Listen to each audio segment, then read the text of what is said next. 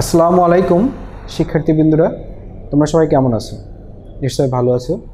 Bangladesh nursing and midwifery council কর্তৃক আয়োজিত ডাব্লিউএইচের পৃষ্ঠপোষকতায় অথবা সহযোগিতায় নার্সিং লাইব্রেরি মুক্ত পাঠদান শিক্ষা প্রোগ্রামে আজকের তোমাদের diploma in nursing science and midwifery কোর্সের সেকেন্ড ইয়ারের একটি গুরুত্বপূর্ণ সাবজেক্টে অনলাইনে ক্লাস হবে। সেখানে আমি ক্লাস কনভেনার হিসেবে আছি Mohammad Nizamuddin, principal, royal nursing college, Gazipur. আজকে তোমাদের যে টপিকের উপরে এই ক্লাসে আলোচনা করা হবে সেটা খুবই গুরুত্বপূর্ণ, সেটা হচ্ছে ইন্ট্রোডাকশন টু পেডিয়াট্রিক নার্সিং। তো বন্ধুরা, আমরা second year diploma nursing science and midwifery কোর্সের পেডিয়াট্রিক নার্সিং সাবজেক্টের ইউনিট ওয়ানের শুরুতেই আমরা পেডিয়াট্রিক নার্সিং সম্পর্কে এই আজকের টপিকের মধ্য দিয়ে বিস্তারিত এই ক্লাসে জানতে পারবো। আশা করি তোমরা সবাই ক্লাসটা মনোযোগ সহকারে, ধৈর্য সহকারে শুনবে। এই টপিকের মধ্যে ক্লাস করার মধ্য দিয়ে আমরা কি বিষয়ে জানতে পারবো, তো সেখানে আমরা কিছু লার্নিং অবজেক্টিভ আমি এই লেকচারের শুরুতেই সেট করেছি, যেটা তোমরা পড়লেই বুঝতে পারবে। যেমন 1 নম্বর, understand the concept of pediatric nursing. এই ক্লাসের মধ্যে দিয়ে তোমরা জানতে পারবে পেডিয়াট্রিক নার্সিংটা আসলে কী, এবং সেই বিষয়ে তোমাদের একটা কনসেপ্ট ডেভেলপ হবে। তারপরে briefly explain the importance of pediatric nursing. Paediatric nursing আসলে আমাদের কেন নার্সিং শিক্ষায় জানা দরকার, সেই বিষয়ের গুরুত্বটা কি এখানে থেকে জানতে পারবে। Explain the principles of pediatric nursing. Pediatric নার্সিংয়ের ক্ষেত্রে কী কী প্রিন্সিপাল তোমাকে বা আমাদেরকে মেনে চলতে হবে নার্স হিসাবে, সেক্ষেত্রে আমরা এই অধ্যায়ের মধ্য দিয়ে জানতে পারবো। Understand the term of mortality এবং মরবিডিটি। এবং আমরা দুটো গুরুত্বপূর্ণ টার্ম সম্পর্কে কিছু নলেজ বা এই টার্মগুলো মিনিং কি, এগুলো হোয়াট ইজ মর্টালিটি বা মরবিডিটি, এগুলো কী সেই সম্পর্কে আমরা জানতে পারবো। To know the definition of acute and chronic illness.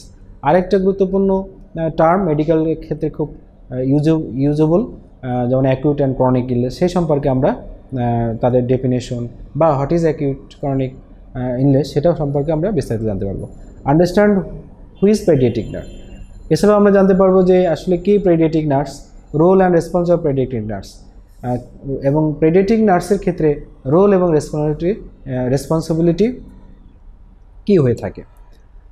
তো ইনশাল্লাহ আমরা পরবর্তী স্লাইডে যাই। আমরা প্রথমে একটা ছবির মাধ্যমে দেখতে পাচ্ছি যেখানে একজন নার্স, পেডিয়াট্রিক নার্স স্পেশালি, সে একজন চিলড্রেনের সাথে তার প্রফেশনাল যে কেয়ার প্রোভাইডিংয়ের ক্ষেত্রে রিলেশনশিপ বা অ্যাসেসমেন্ট প্রক্রিয়া, সেখানে সে একটা স্মাইলিং ফেসে একটা সুন্দর পরিবেশের মধ্য দিয়ে তার নার্সিং কেয়ারটাকে প্রোভাইড করছে।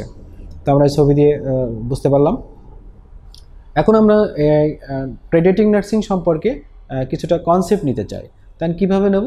তো সেখানে ইন্ট্রোডাকশন টু পেডিয়াট্রিক নার্সিং এই স্লাইডের মধ্য দিয়ে আমরা জানতে পারবো। Paediatric nursing is specialised area of nursing practice concerning the care of children during wellness and illness. কী জানতে পারলাম? আমরা জানতে পারলাম পেডিয়াট্রিক নার্সিং একটা নার্সিং কেয়ারের ক্ষেত্রে একটা গুরুত্বপূর্ণ এরিয়া, যেখানে নার্সিং প্র্যাকটিসের মধ্য দিয়ে আমরা শিশুদেরকে সুস্থ রাখতে পারি এবং অসুস্থ চিলড্রেনদেরকে আবার সুস্থতা দিতে পারি। It includes preventive, promotive, curative and rehabilitative care of children. এবং কি দেখা যায় যে পেডিয়াট্রিক নার্সিংয়ের ক্ষেত্রে আমরা সাধারণত যে শিশুদেরকে ওয়েলনেস এবং ইলনেস থেকে রিকভারি করার জন্য যে কাজগুলো করে থাকি, সেগুলো সাধারণত প্রিভেন্টিভ মেজার নেই, কিছু প্রোমোটিভ মেজার নেই, কিউরেটিভ কিছু ট্রিটমেন্ট দিয়ে থাকি বা nursing care provide medical treatment দিয়ে থাকি, রিহ্যাবিলিটেটিভ কিছু কেয়ার আমরা নিয়ে থাকি, রিহ্যাবিলিটেটিভ কিছু পদ্ধতি বা প্রয়োগ করে থাকি, যের মধ্য দিয়ে একটা শিশু কী হয়, একটা সুন্দর নার্সিং কেয়ার পায়। It emphasises on all around development of the body, mind and spirit of the growing individual.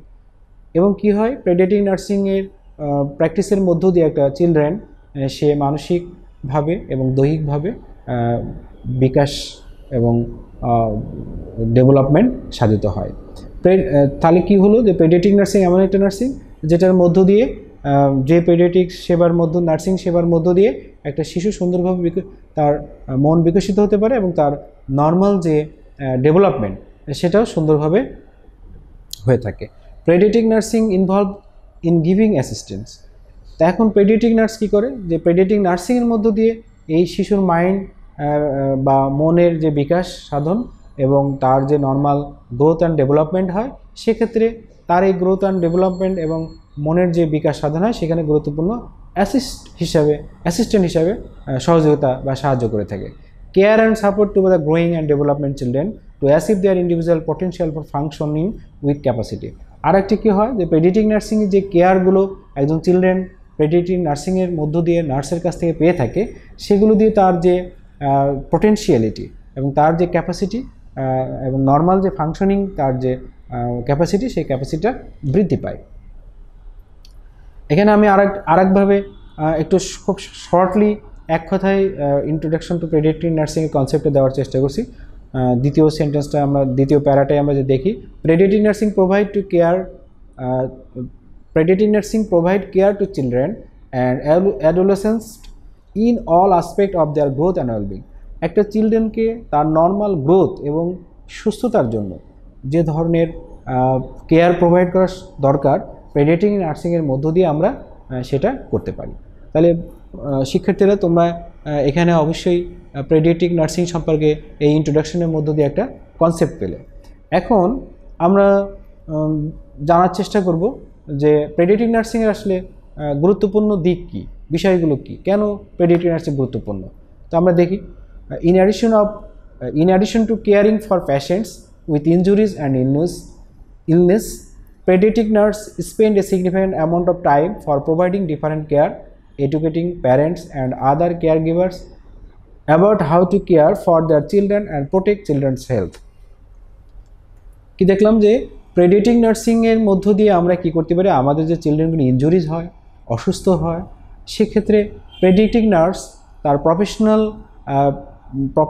Professional care দেওয়ার মধ্য দিয়ে সে কী করে, তার বিভিন্ন ধরনের কেয়ার নেয়, তাকে বিভিন্ন ধরনের হেলথ কাউন্সেলিং করে, তার প্যারেন্টদেরকে চিলড্রেনটাকে সুস্থ রাখার জন্য যে ধরনের স্বাস্থ্য বিষয়ক জ্ঞান দেওয়া দরকার সেই প্রোভাইড করতে পারে একজন নার্স। এবং তার দিক কী হয়, আলটিমেটলি একজন চিলড্রেন সে তার সুস্বাস্থ্য নিশ্চিত করতে পারে, সে সুস্থ থাকতে পারে, সে ডিজিজের হাত থেকে নিজেকে নিরাপদে রাখতে পারে, অথবা এই কেয়ারের মধ্য দিয়ে তাকে নিরাপদ হতে সাহায্য করে। সেজন্য আমাদের এই পেডিয়াট্রিক নার্সিংয়ের ইম্পর্টেন্সটা খুবই গুরুত্বপূর্ণ। এখন আমরা দেখব যে পেডিয়াট্রিক নার্সিংয়ের ক্ষেত্রে কি কি প্রিন্সিপাল আমাদের আছে, বা কোন নীতি বা নিয়মগুলো আমাদের পেডিয়াট্রিক নার্সিংয়ের ক্ষেত্রে মেনে চলতে হয়। তো অনেকগুলোই আছে, সেক্ষেত্রে আমি মেনলি 5টা এখানে প্রধান প্রিন্সিপাল উল্লেখ করেছি। প্রিন্সিপালসগুলো হচ্ছে open communication with family members, recognizing familial importance, family and organization collaboration, enabling family members to support treatment and encouraging cultural literacy। তো আমরা যদি একটু বোঝার চেষ্টা করি তাহলে আমরা বুঝতে পারবো open communication with family members. আমরা একজন চিলড্রেন সম্পর্কে তার কেয়ারের ক্ষেত্রে তার পরিবারের সদস্যরা গুরুত্বপূর্ণ ভূমিকা পালন করে। তো আমরা কি করতে পারি, তাদের পরিবারের সাথে আমাদের যে পেডিয়াট্রিক নার্সিংয়ে স্বাস্থ্য বিষয়গত দিকগুলো আছে সেগুলো কেয়ারগুলো নিয়ে তার পরিবারের সদস্যের সাথে কমিউনিকেট করতে পারে। তাহলে কি হয়, তারা চিলড্রেন বা তার শিশুটাকে সহজেই খেয়াল রাখতে পারে এবং তার স্বাস্থ্য সুরক্ষায় ভূমিকা রাখতে পারে। রিকগনাইজিং ফ্যামিলিয়াল ইম্পর্টেন্স, এবং শিশুর স্বাস্থ্যের যে গুরুত্ব দেওয়া উচিত সেই বিষয়েও আমরা ফ্যামিলিকে গুরুত্ব অনুধাবন করতে পারি, যাতে করে তারা শিশুদের প্রতি বেশি নজর রাখে, তাদের সুস্বাস্থ্যের দিকে খেয়াল রাখে, তাদের নিউট্রিশনের দিকে খেয়াল রাখে ইত্যাদি, যেটা পেডিয়াট্রিক নার্সিংয়ের মধ্য দিয়ে সম্ভব। ফ্যামিলি অ্যান্ড অর্গানাইজেশন কোলাবোরেশন, এবং আমরা কি করি যে পেডিয়াট্রিক কেয়ার ক্ষেত্রে বা চিলড্রেনের হেলথ কেয়ার দেওয়ার ক্ষেত্রে যেসব অর্গানাইজেশনাল ইনস্টিটিউশন আছে তারা এবং ফ্যামিলির সাথে একটা পেডিয়াট্রিক নার্স কী করে থাকে, একটা কোলাবোরেশন বা সহযোগিতামূলক একটা হেলথ কেয়ার প্রোভাইডের পরিবেশ তৈরি করে দিয়ে থাকে। Enabling family members to support treatment, এবং তার পরিবারের সদস্যদেরকে কী করে তার মিনিমাম প্রাইমারি কেয়ার যে ট্রিটমেন্টগুলো আছে সেগুলো যদি দিতে পারে, সেটাই পেডিয়াট্রিক নার্সিংয়েরই প্রিন্সিপালের মধ্যে প্রিন্সিপাল মেনেই দেওয়া সম্ভব হয়। এনকারেজিং কালচারাল লিটারেসি, এবং তাকে কী হয়, কালচারালের আমাদের সমাজে বিদ্যমান যেসব আনহেলদি এনভায়রনমেন্টাল ফ্যাক্টরসগুলো রয়েছে, সেগুলো থেকে যাতে কিভাবে আমরা নিজেকে সুরক্ষিত রাখতে পারি, স্বাস্থ্যকে বাচ্চাদের বা চিলড্রেনদের স্বাস্থ্যকে ওইসব আনহেলদি ফ্যাক্টরস থেকে মুক্ত রাখতে পারে, সেই বিষয়ে পরিবারের সদস্যদের সচেতন করতে পারে এবং তাদের এনকারেজিং উৎসাহিত করতে পারে তার বাচ্চাটাকে বা তার চিলড্রেন, তার যে শিশু রয়েছে সেটাকে কেয়ার নেওয়ার জন্য। এখন আমরা দেখব যে ডেফিনেশন অফ পেডিয়াট্রিক নার্স, অর্থাৎ পেডিয়াট্রিক নার্স তাহলে এখন কাকে বলে সেটা আমরা এখন দেখব। Paediatric nursing is the medical care of neonates and children up to adolescence. আমরা এখানে এই সেন্টেন্সের মধ্যে সহজে বুঝতে পারলাম পেডিয়াট্রিক নার্সিং আসলে এটা অন্যান্য স্বাস্থ্যসেবার মতোই একটা মেডিকেল কেয়ার, যেটা সাধারণত নিউনেটস এবং চিলড্রেনের ক্ষেত্রে এবং অ্যাডোলেসেন্সের ক্ষেত্রে এই কেয়ারটা প্রোভাইড করা হয়ে থাকে। অতএব আমরা যদি খুব শর্টে বলি তাহলে নিউনেটস, চিলড্রেন আপ এবং অ্যাডোলেসেন্স, এই 3 ধরনের এজের মানুষগুলো যে মেডিকেল কেয়ার দিয়ে থাকি আমরা, সেটা পেডিয়াট্রিক নার্সিংয়ের মধ্য দিয়েই সম্ভব হয়। Usually in patient hospital or day clinic, এবং এই সেবাটা, এই পেডিয়াট্রিক নার্সিং সাধারণত আমরা পেশেন্ট হিসাবে যখন চিলড্রেন হসপিটালে আসে অথবা ক্লিনিকে আসে, তখন আমরা এই পেডিয়াট্রিক নার্সিংয়ের মধ্য দিয়ে তার স্বাস্থ্যসেবাটা দিতে পারি। Pediatrics comes from the Greek word. তো আমরা এখানে আরেকটা জিনিস খেয়াল রাখবো যে আসলে পেডিয়াট্রিক এই যে শব্দটা আমরা বারবার বলছি, এটা কীভাবে এসেছে আমাদের এই নার্সিংয়ের সাথে, পেডিয়াট্রিক নার্সিংয়ের সাথে। তো এটা শুরুতে দেখা গেছে এটা গ্রিক একটা ওয়ার্ড পেডিয়া, যেখানে বোঝানো হতো চাইল্ডদেরকে, আর ইটারিক্স যেটা বোঝানো হতো ফিজিশিয়ানদেরকে। অতএব আমরা দেখতে পেলাম যে পেডিয়াট্রিক নার্সিং কাকে বলে এবং কীভাবে এই আমাদের নার্সিং কেয়ারের সাথে পেডিয়াট্রিক স্পেশালাইজডভাবে ইনক্লুডেড হলো, তা আমরা এখানে এই সংজ্ঞার মধ্য দিয়ে বোঝার চেষ্টা করলাম বা আমি আলোচনা করলাম, তোমরা সহজেই বুঝতে পারো। এখন তোমাদের এই অধ্যায়ে একটা গুরুত্বপূর্ণ একটা টার্ম আছে যেটা তোমাদেরকে জানা দরকার। যেমন চিলড্রেনের ক্ষেত্রে এই টার্মগুলো খুব মোর ইউজেবল। যেমন একটা হচ্ছে মর্টালিটি। তো mortality refers to state of being mortal destined to die. এখানে আমরা দেখতে পাচ্ছি যে মর্টালিটি আসলে মানুষের যে পূর্ব নির্ধারিত যে মৃত্যু আমাদের হয়ে থাকে, সেটার অবস্থাটা আমরা এই মর্টালিটির মধ্য দিয়ে প্রকাশ করতে পারি। In medicine term also use for death rate, specially মর্টালিটির মধ্য দিয়ে আমরা মৃত্যুর হার, শিশু মৃত্যুর হার বা যে কোনো ধরনের মৃত্যুর হার আমরা দেখতে পাই। Or the number of death in a certain group of people in a certain period of time.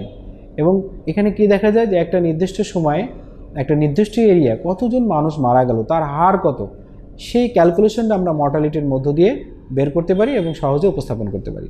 Mortal is the condition of one day having to die or the rate of failure or loss. Mortality রেটের মধ্য দিয়ে আমরা আরেকটা জিনিস বুঝতে পারি বা জানতে পারি যে আমরা কতজনকে মৃত্যুর মধ্য দিয়ে হারালাম, সংখ্যাটা কি পরিমাণ, সেটা আমাদের জন্য কতটা উদ্বেগজনক, সেই বিষয়টা আমরা মর্টালিটির মধ্য দিয়ে, রেট বের করার মধ্য দিয়ে আমরা জানতে পারি। অ্যান এক্সাম্পল, যদি আমরা একটা এক্সাম্পল দিই তাহলে সহজে আরও বোঝা যাবে। Mortality is that all animals eventually will die. Mortality বলতে আসলে আমরা আগেই বলেছি যেটা মর্টালিটি মানে মৃত্যুর হার বা মৃত্যুর রেট, ডেথ রেট বলি আমরা সাধারণত, সেটা হিউম্যান বলি, অ্যানিম্যাল বলি, যে কোনো প্রাণীর ক্ষেত্রে এই টার্মটা ইউজ করা হয়ে থাকে। এবং কতজন মৃত্যু সংঘটিত হলো, কতজনের মৃত্যু সংঘটিত হলো, সেই মৃত্যুর হারটা আমরা এই মর্টালিটির মধ্য দিয়ে ক্যালকুলেশন করে বের করতে পারি। যেমন আর একটা যদি আমরা ইন জেনারেল সেন্স থেকে একটা উদাহরণ দেওয়ার চেষ্টা করছি এখানে, another example of the mortality, তাহলে আমাদের এটা মর্টালিটি সম্পর্কে বুঝতে আরও সহজ হবে। যেমন হাই স্কুলের স্টুডেন্ট যারা পড়ালেখা করে তারা অনেকেই গ্রাজুয়েট করতে পারে না, অর্থাৎ গ্রাজুয়েট করতে হলে তোমার হাই স্কুল লেভেল তোমাকে শেষ করতে হবে। কিন্তু আমরা কি দেখতে পাই, আমরা দেখতে পাই যে গ্রাজুয়েট লেভেল গিয়ে আমরা হাই স্কুল লেভেলে যত স্টুডেন্টকে দেখতে পাই, গ্রাজুয়েট লেভেলে ওভাবে পাই না। তার মানে মাঝখানে যেগুলো পড়ালেখা থেকে দূরে সরে গেল, সেগুলো কি হলো, আমাদের পড়ালেখার এই জায়গা থেকে ঝরে গেল। সেই ঝরে যাওয়াটা কে যদি আমরা বলি তাহলে বললো যে এটা পড়ালেখা থেকে একেবারেই বিস্তৃত হয়ে গেল, সেক্ষেত্রে আমাদের শিক্ষার হার কমে গেল। তো এক্ষেত্রে আমরা কি বুঝতে পারি যে স্কুলে, হাই স্কুল লেভেলে যত স্টুডেন্ট পড়ুক না কেন, গ্রাজুয়েট লেভেলে আমরা সেই পরিমাণ দেখতে পাই না, অর্থাৎ আমরা সেই পরিমাণ গ্রাজুয়েট পাচ্ছি না। তেমনিভাবে মানুষের ক্ষেত্রে মর্টালিটি রেটের মধ্যে দেখা যায় যে আমরা সুস্থ স্বাভাবিক মানুষ যতগুলোই আছি, তারা কতজন বর্তমান পরিস্থিতিতে আসে, কতজনের মৃত্যু হলো, সেইটা যদি আমরা দেখতে চাই তাহলে আমাদের মর্টালিটির এই টার্মের মধ্য দিয়ে আমরা ক্যালকুলেশন করে সূত্রের, মর্টালিটির যে সূত্র আছে সেই ক্যালকুলেশনের মধ্যে আমরা জানতে পারি। এখন আমরা দেখব মরবিডিটি। মরবিডিটি কি? Morbidity disease whether or not leads to death. Morbidity ক্যালকুলেশনের মধ্যে আমরা দেখতে পাই যে মৃত্যু হয় নাই, কিন্তু কতজন মানুষ বিভিন্ন ডিজিজে আক্রান্ত, যেটা তাকে মৃত্যুর দিকে ঝুঁকিপূর্ণ করে তুলেছে। তো সেই রেটটা আমরা বের করতে, অর্থাৎ আমাদের সমাজে কত পার্সেন্ট, আমাদের এই টোটাল জনগোষ্ঠীর বা যে কোনো একটা ন্যাশনালি জনগোষ্ঠীর কত পার্সেন্ট লোক ডিজিজে আক্রান্ত, সেটা যদি আমরা দেখতে চাই তাহলে সেক্ষেত্রে আমাদের মরবিডিটি ক্যালকুলেশন করতে হবে। এই মরবিডিটি ফর্মুলা ক্যালকুলেশনের মধ্যে দিয়ে সেই রেটটা আমরা বের করতে পারি।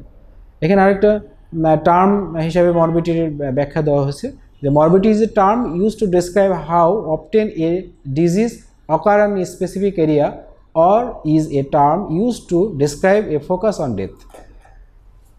Focus on death. তো এখানে আমরা দেখতে পাই যে মরবিডিটি এমন একটি টার্ম, মেডিকেল টার্ম, যেটা দিয়ে একটা নির্দিষ্ট এরিয়ায় ফোকাস করা হয়, একটা নির্দিষ্ট গ্রুপের মধ্যে যে কতজন ডিজিজ আক্রান্ত এবং কতজন মৃত্যুর দিকে ধাবিত হতে পারে, সেই বিষয়ে আমাদের মরবিডিটির মধ্য দিয়ে ফোকাস করা হয়। যেমন যদি আমরা এক্সাম্পল দিই, যেমন এখানে বলা হয়েছে an example of morbidity is a number of people who have cancer. যেমন ক্যান্সার একটা মরণ ব্যাধি যেটা আমাদের মৃত্যু নিশ্চিত করে।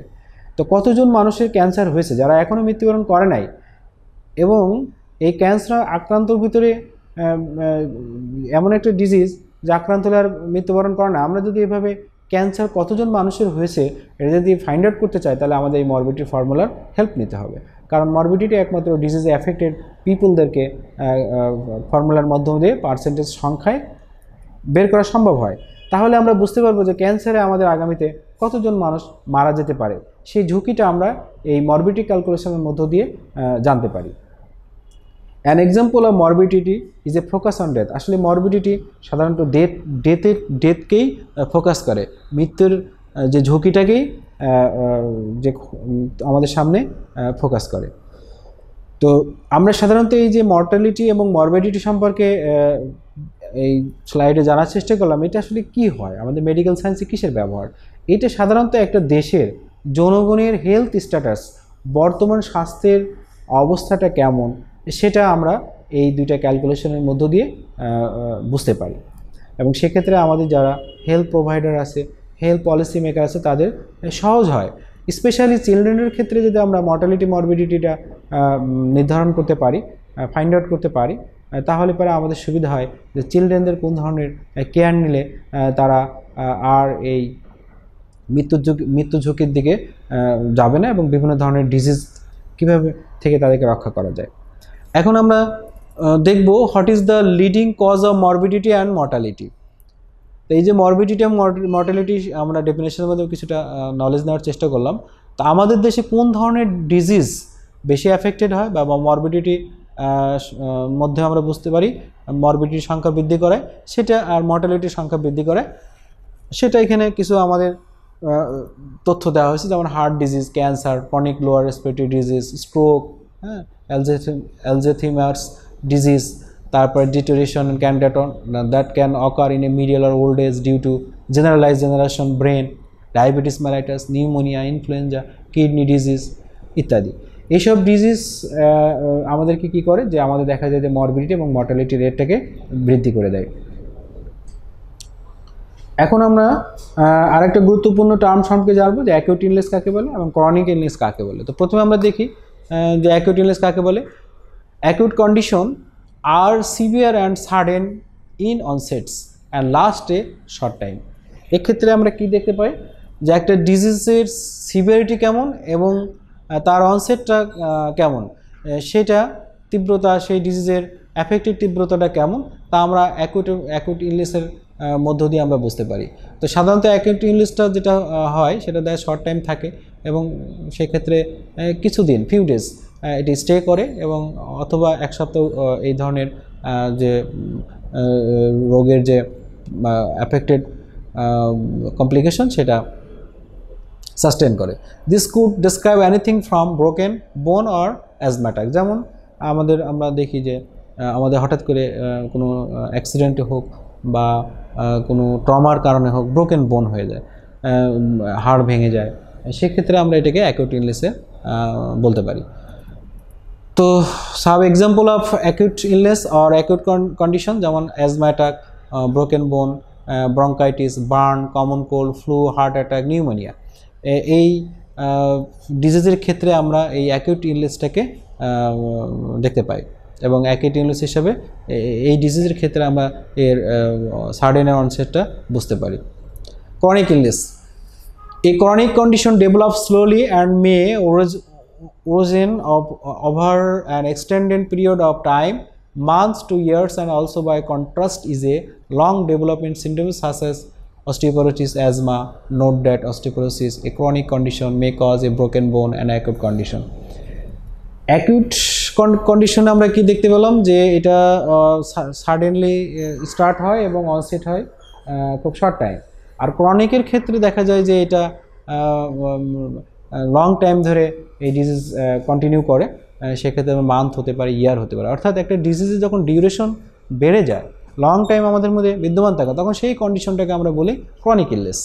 তো সাধারণত কোন কোন ডিজিজের ক্ষেত্রে আমরা ক্রনিক ইলনেস দেখতে পাই, যেমন আর্থ্রাইটিস, অ্যাজমা, ক্যান্সার, সিওপিডি, গন ডিজিজ, সিস্টিক ফিব্রোসিস, ডায়াবেটিস, এই ডিজিজগুলো হচ্ছে লং টার্ম ধরে একটা হিউম্যান বডিকে অ্যাফেক্টেড করে।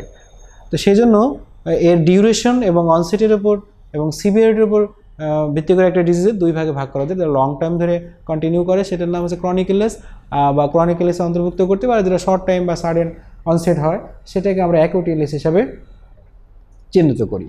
এখন আমরা দেখব পেডিয়াট্রিক নার্স কাকে বলে। তো আমরা এটা দেখার চেষ্টা করি এখানে যে পেডিয়াট্রিক নার্স বলতে আমরা কি বুঝি। Paediatric nurse is a registered nurse. তো আসলে পেডিয়াট্রিক নার্স বলতে আমরা বুঝি যে সে অবশ্যই একজন রেজিস্টার্ড নার্স হবে, who specialise in paediatric, devote their knowledge and skill. এবং সে কী করবে, পেডিয়াট্রিক্স বা চিলড্রেন এই স্বাস্থ্য বিষয়ক জ্ঞান এবং দক্ষতা অর্জন করবে। কেন? To caring for children from infancy through the late 10 years and their families. সে কী করবে, তার ওই যে skill and knowledge paediatric, about paediatric সম্পর্কিত, সেই নলেজ সে তার চিলড্রেনদেরকে, বিশেষ করে টিন এজার যারা তাদের এবং তাদের ফ্যামিলিজের ক্ষেত্রে এই কেয়ারটা প্রোভাইড করতে পারবে তার এই স্কিল এবং নলেজ দিয়ে। Nurse often work in hospital and out patient facilities. এবং সে পেডিয়াট্রিক নার্স এই কাজটা কোথায় করে থাকে? সাধারণত দেখা যায় তার যে প্রফেশনাল এরিয়া, তার যে কেয়ার প্রোভাইড করি এরিয়া, সেখানে সে এই কেয়ারটাকে সে এনশিওর করতে পারে, যেমন হসপিটাল, আউট ফ্যাসিলিটিস যেগুলো আছে, কমিউনিটি ক্লিনিক ইত্যাদি। Where they provide hands on care to patient by administering medication. এবং সেই পেডিয়াট্রিক নার্স কী করে, যে সে এই তার কেয়ারের মধ্য দিয়ে, পেডিয়াট্রিক নার্সিং কেয়ারের মধ্য দিয়ে মেডিকেশন দিয়ে থাকে, ম্যানেজিং ইন্টারভেনাস লাইন, সে ইন্টারভেনাস যে আইভি দেওয়া ড্রাগ অ্যাডমিনিস্ট্রেশন করা হয় সেটা সে ম্যানেজ করে। Observing and monitoring patient condition, say continuously paediatric বা চিলড্রেন যে পেশেন্ট হিসাবে কেয়ারে অন্তর্ভুক্ত থাকে তার অধীনে সেটাকে সে অবজার্ভিং করে এবং মনিটরিং করে। Maintaining records and communicating with doctors. এবং এক্ষেত্রে পেডিয়াট্রিকের ক্ষেত্রে কোনো ডাটা বা সেটা কমপ্লিকেশন হতে পারে, সাইন সিমটম হতে পারে, ড্রাগ অ্যাডমিনিস্ট্রেশন হতে পারে, ট্রিটমেন্ট বা নার্সিং কেয়ার সম্পর্কিত হতে পারে, সেই ডাটা সে রেকর্ড করে এবং রোগীর কাঙ্ক্ষিত সেবা পাওয়ার জন্য ডক্টরের সাথে কমিউনিকেট করতে হবে। তাহলে আমরা কী দেখলাম, যে পেডিয়াট্রিক নার্স হতে হলে এবারে একজন রেজিস্টার্ড নার্স হতে হবে এবং তাকে পেডিয়াট্রিক্স সাবজেক্টের স্পেশালাইজড স্কিল এবং নলেজ গেইন করতে হবে, এবং সে এই গেইন করার পর সে একটা হসপিটাল অথবা ক্লিনিক অথবা যেখানে আউট পেশেন্ট ফ্যাসিলিটিস, বিশেষ করে চিলড্রেনদের ক্ষেত্রে হেলথ কেয়ার প্রোভাইড করে থাকে, সেখানে সে পেশেন্টের ক্ষেত্রে তার নলেজ এবং স্কিল দিয়ে সে কেয়ারটা দিতে পারবে। যে এই রেজিস্টার নার্স এই স্পেশাল কেয়ারটা তার গেইন বা তার যে পেডিয়াট্রিক নার্সিং এরিয়া থেকে সে যে ডিভোটেড জ্ঞান অর্জন করেছে সেটা সেই প্রয়োগ করতে পারে, তখনই সেই ব্যক্তি বা তাকে আমরা রেজিস্টার্ড নার্স হিসেবে, পেডিয়াট্রিক নার্স হিসেবে বলতে পারি। এখন what is the role and responsibility of paediatric nurse? Pediatric নার্সের ক্ষেত্রে কি রোল সাধারণত একজন পেডিয়াট্রিক নার্স পালন করে থাকে বা সেটা আমরা এখানে দেখার চেষ্টা করছি। একটা হচ্ছে যে একজন paediatric nurse primary care giver হিসেবে রোল প্লে করে, হেলথ এডুকেশন হিসেবে রোল প্লে করে, নার্স কাউন্সিলর হিসেবে রোল প্লে করে, সোশ্যাল ওয়ার্কার হিসেবে রোল প্লে করে, টিম কোঅর্ডিনেটর এবং কোলাবোরেটর হিসেবে কাজ করে, ম্যানেজার হিসেবে রোল প্লে করতে পারে, চাইল্ড কেয়ার অ্যাডভোকেট হিসেবে রোল প্লে করতে পারে, রিক্রিয়েশনিস্ট হিসেবে রোল প্লে করতে পারে, নার্স কনসালটেন্ট হিসেবে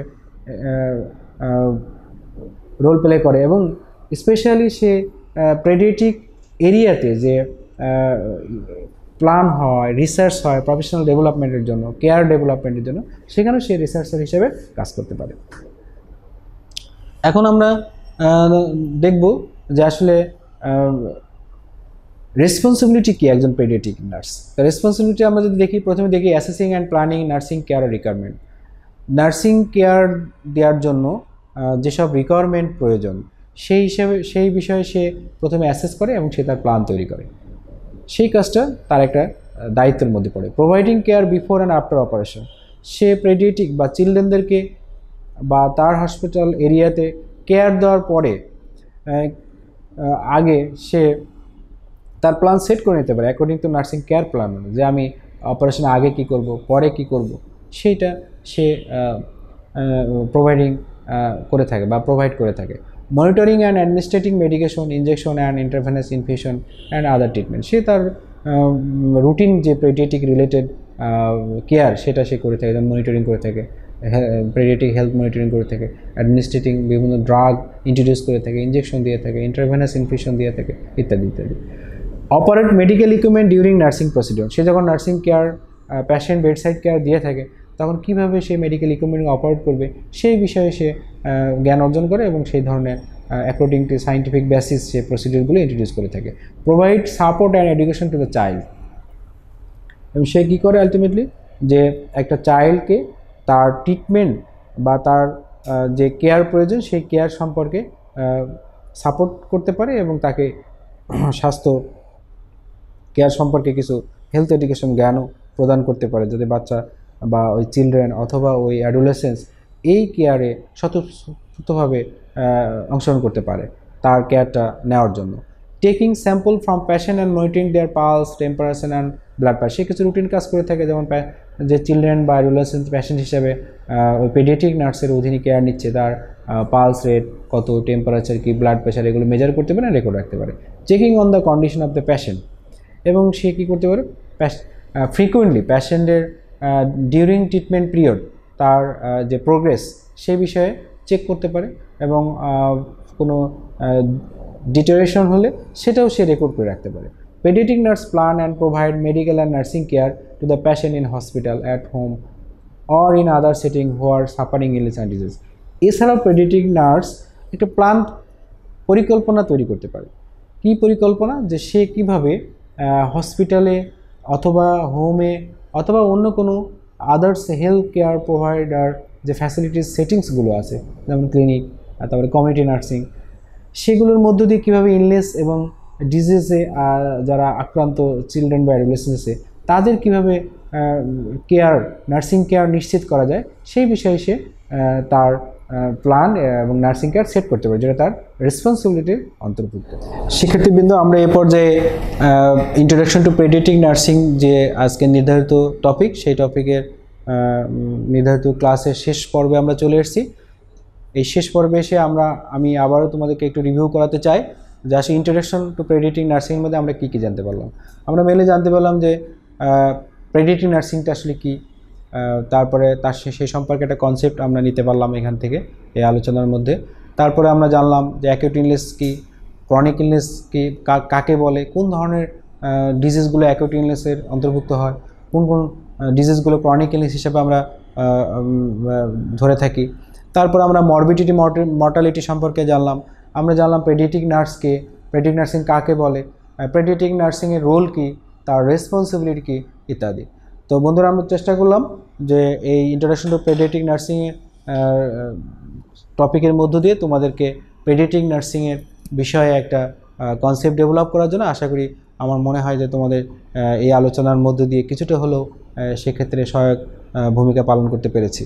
তো আমি আবারও তোমাদেরকে ধন্যবাদ জানাই যে তোমরা এই লেকচারটা ভালো মনোযোগ দিয়ে যেমন শুনেছো, পরবর্তীতে তোমরা এটা তোমাদের ওয়েব পোর্টাল থেকে, নার্সিং কাউন্সিল ওয়েব পোর্টাল অথবা তোমাদের ফেসবুকে গিয়ে আপলোড দিবে ভিডিওটা, তোমার মোবাইলে অথবা কম্পিউটারে আপলোড করে রাখবে, বারবার রিভিউ করবে। তাহলে আমার মনে হয় তোমার যে বিষয়গুলো কনফিউশন রয়ে গেছে সেগুলো আরও ক্লিয়ার হবে। তাছাড়াও যদি তোমাদের কোনো কোশ্চেন থেকে থাকে, তাহলে নার্সিং কাউন্সিলের যে ফেসবুক মেসেঞ্জার গ্রুপ রয়ে গেছে, সেখানে তোমরা কমেন্টস করতে পারো। আমি তোমাদের কমেন্টসের উত্তর দিয়ে সেই বিষয়গুলোকে ক্লিয়ার করে দেবো। তো ধন্যবাদ সবাই, ভালো থাকবে, ঘরে থাকবে, নিরাপদে থাকবে এবং স্বাস্থ্যবিধি মেনে মাস্ক ব্যবহার করবে এবং নার্সিং লাইব্রেরির ক্লাসগুলো আনন্দের সহিত করবে, যাতে তোমাদের যে ওই করোনাকালীন সময়ে স্কুল বা নার্সিং ইনস্টিটিউট বা কলেজ বন্ধ থাকার জন্য যে ক্ষতি হচ্ছে, সেটা আমি মনে করি যে নার্সিং কাউন্সিলের এই